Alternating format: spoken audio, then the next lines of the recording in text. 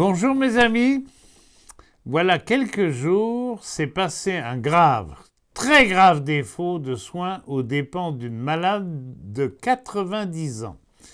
Hospitalisée au 8e étage de l'hôpital Sainte-Marie avec la Covid, après un passage en soins intensifs, cette patiente a été privée de soins palliatifs et en particulier de la sédation continue qui lui aurait évité des souffrances aiguës et insupportables. Elle a été privée de ça pendant 3 jours, interminables avant l'échéance finale de sa vie.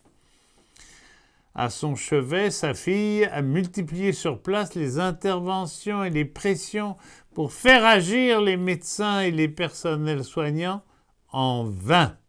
La malade est morte après avoir traversé les horreurs de l'abandon et de l'entêtement inhumain du personnel hospitalier Sainte-Marie.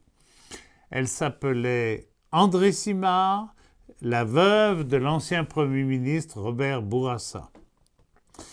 Michel Bourassa, sa fille, a donc accompagné sa mère jusqu'au bout et a décidé de témoigner. Et elle le dit, « Si j'en parle aujourd'hui, je ne le fais ni pour elle ni pour moi. Si je parle, c'est pour tous ceux que l'on bafoue, qui n'ont pas droit de parole dans un milieu intimidant où règne un chaos organisé.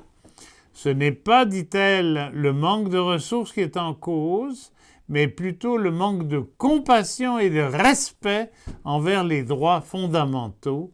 Ça a été un cauchemar et c'est comme ça que nous allons finir, s'interroge-t-elle.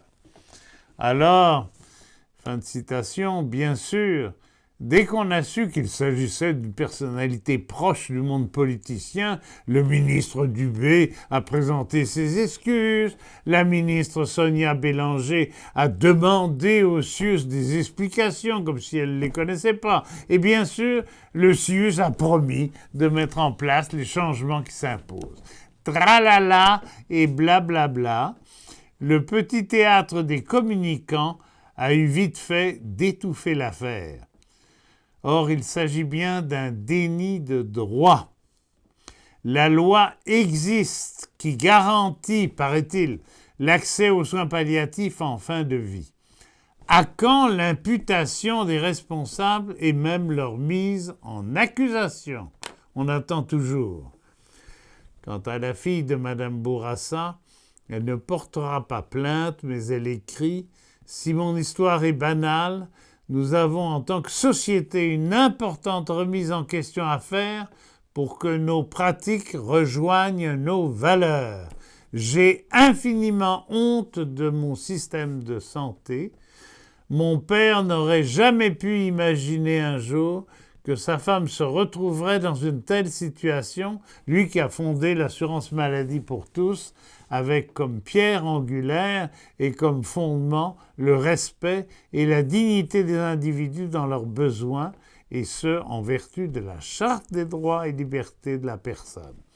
À notre tour donc de lever le drapeau rouge devant un tel oubli de l'humain, devant un tel défi de la loi et des droits, c'est-à-dire pour que la loi soit réellement appliquée vite et fermement, que les responsables et les auteurs de telles négligences soient sanctionnés et pour que les babines politiques soient suivies des bottines dans les pratiques de soins. C'est tout notre système de santé qui doit rentrer à l'urgence et ça presse parce que nous aussi, nous sommes exposés à subir les mêmes traitements et les mêmes souffrances que Madame Bourassa quand viendra notre tour.